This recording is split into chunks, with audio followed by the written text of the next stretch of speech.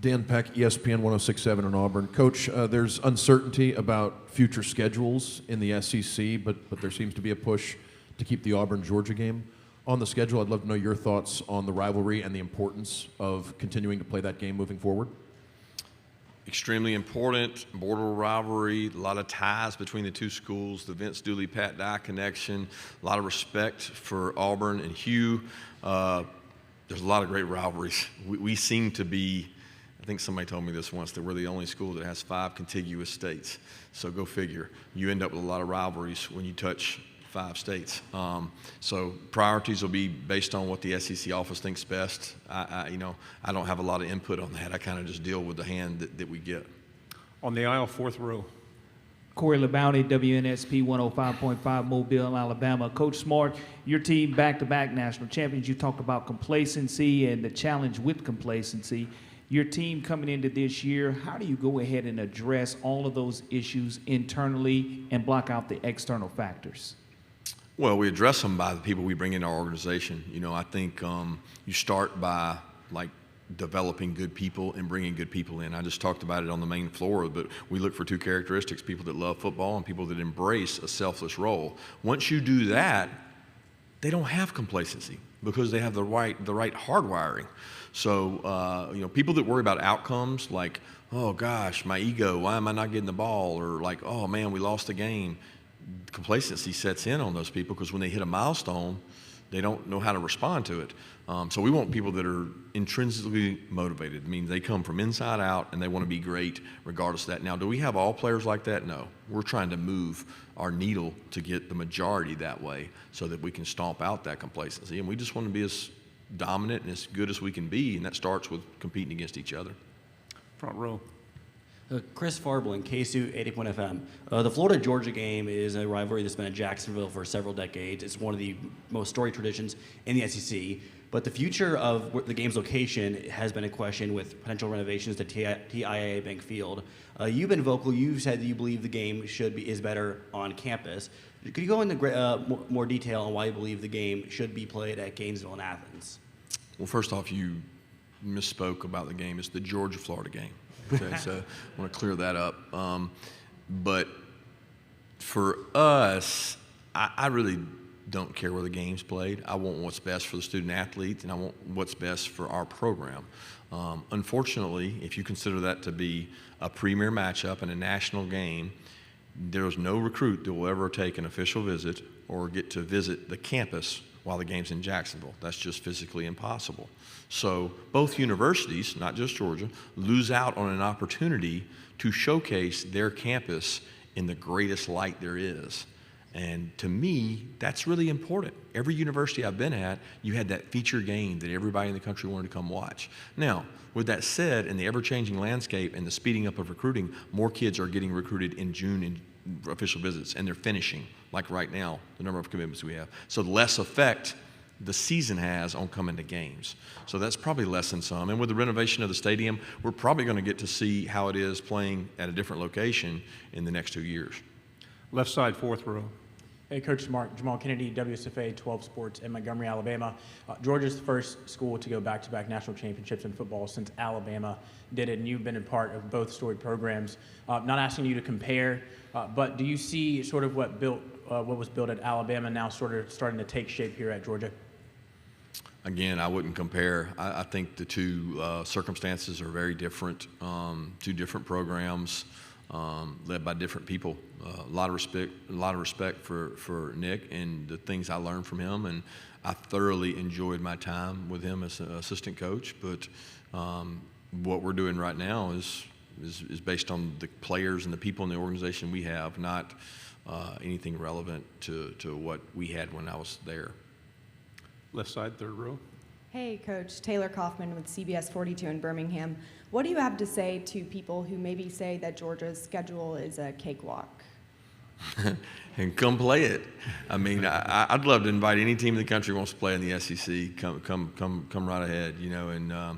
and I don't get into comparisons year to year, but I'm a big believer in opening with a great game, a great kickoff game. We've done that repeatedly. We've scheduled that out. I think we got UCLA, Ohio State, FSU, Louisville, all in coming years. Clemson next year.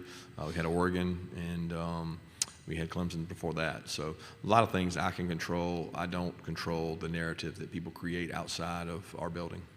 Right side, second row. Coach Michael Bronner, WNSP in Mobile. You're obviously building a recruiting machine. You talk about rooting out complacency. How do you go about doing that when you're bringing in so many talented players? Well, you teach, you teach kids. You show them evidence that, like, work works. Like we say, hard work works. Like if you work really hard and you buy into the team concept and you contribute some kind of way, your time's coming. You're going to play. We've had a lot of freshmen go out and start and play, and I think there's a misnomer that when you recruit well, that means you have to sit and wait. We started 2 true freshmen last year on defense, the very first game. So when you recruit talented people and you got people that are selfless, that love the game, you've got an opportunity to have good success. Left side over here, third row. Hey, Coach, Ben Portnoy from the State Newspaper. I'm just curious, you mentioned a little bit of the rivalry question and the scheduling going forward. South Carolina's not on the schedule in 2024. I guess that game's now been played 30 straight years. It won't be next year. Is that a game that you'd like to see stay on the schedule going forward as the SEC does come to a resolution on the scheduling model beyond 2024? Yeah, I'd love for it to. I think it's we're on that side of the state. The distance between the two is important to have those rivalries. But I'm also not going to sit here and say the other side of the fence is we had 2 unique teams join our conference, and it's hard for everybody to play everybody in the scheduling model we have. So I respect the difficulty in the schedule making process that our conference has. Right side on the aisle. Hey, Kirby. John Sokoloff with WCBI TV in Mississippi. I know you guys obviously are playing Ole Miss this year. I know you and Lane Kiffin are good friends through the tweets, whether hearing about group chats or also you guys being on the same staff for a couple years. I guess what's your relationship with him like? What do you think of him, and what are you looking forward to about playing on November 11th? Well, I'm not looking forward to playing him because he's really difficult to prepare for and against. I know firsthand how smart he is. He's one of the best offensive minds in football. He sees things from the field as a quarterback and a coordinator. He communicates those things really well to his players. He prepares his team well. I have a lot of respect for Lane, and you say, what is our relationship? It's a friendship that we work together. We worked hard together. Like we had the same goal, and I thought he did a tremendous job at Alabama. He made my job easier because he scored a lot of points. And I appreciate the friendship that we've been able to maintain, and that he doesn't let recruiting, whether we're recruiting the same person, come between us. It's bigger than that. Second row. Tyler Shaw with KBTX and College Station. Last year, you somehow convinced some of the team that people were picking them to go 7-5 and were being overlooked. I guess, how do you convince a defending national championship team of that? And then I guess how much more difficult does it get going for a third one? Yeah, it's so funny you say that because I've never brought that up to our team. I think our team would laugh at me if I said we were going to go 7-5. So there's a mistake out there somewhere that's ever been brought up by me. Now, I've heard quotes from players that said that.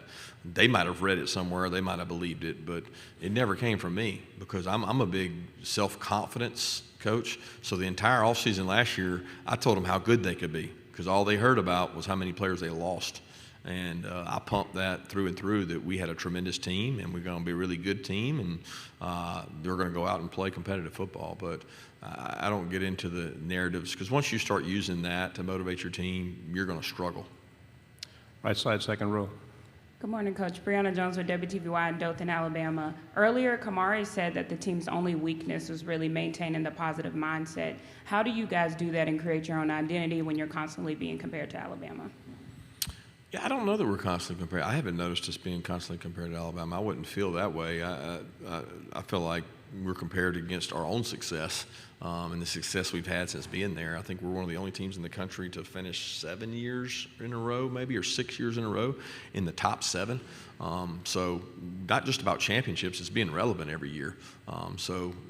That our positive mindset comes from we create that ourselves by what we do and say to each other. And Kamari's a big part of that because he is a positive young man. Left side, second row. Kirby, Jeff Spiegel, ABC 3340 in Birmingham. There's a perception out there that while this program has done a lot of great things on the field, off the field it's lacking in accountability and discipline. What can you say today to address that perception? I would say talk to any of the players within our organization, talk to the retention rate that we keep with our players. Our players respect the fact that they're under a microscope and that they always will be as athletes, but we've got one of the highest character, highest GPA, one of the best teams we've had. So I'm very confident about our team and our culture. Final two questions to your right, standing up. Hey, Coach. Connor Hines here with WMAZ in Macon. You talked a lot about eating off the floor. How does a guy like Javon Bullard sort of embody that, especially given his finish with the back-to-back MVPs at the end of the season? Yeah, Javon's a guy that had a chip on his shoulder. He was another not highly recruited guy. He loves football, and he embraces a selfless role. And he came in the COVID class. So there's another evidence of a guy like Kamari and a guy like Brock Bowers that bought into the team concept, loves it. He loves to eat off the floor. He likes that saying. He's a hard worker that overcomes a lot. And a lot of people didn't have high accolades on him, but we liked the intrinsic character in him, and it's paid off because he's a tough physical leader in our team. Final question right up front. Yeah, Coach. Brooks Austin, Dogs Daily. I'm curious, through all the years, how do you make sure your message stays fresh? Where do you go to for new material, new inspiration, new sayings? Read books, talk to people, inherit and plagiarize from others that have done it before. We bring in outside sources. We bring in tons of outside speakers, and I'm sitting front and center when they speak to take notes and grow as a coach, because I do think it's important to keep your message fresh. I do think it's important in this day and age to do things with your student athletes in terms of 60-second messages, because they can't last much longer. But we have a guy by the name of Drew Brandon with Amplos he's out of Greenville, South Carolina. He works with our team, and he works with me, and he's a sports psychologist, and he does a tremendous job. Thank you, Coach. Good luck this season. Thank you.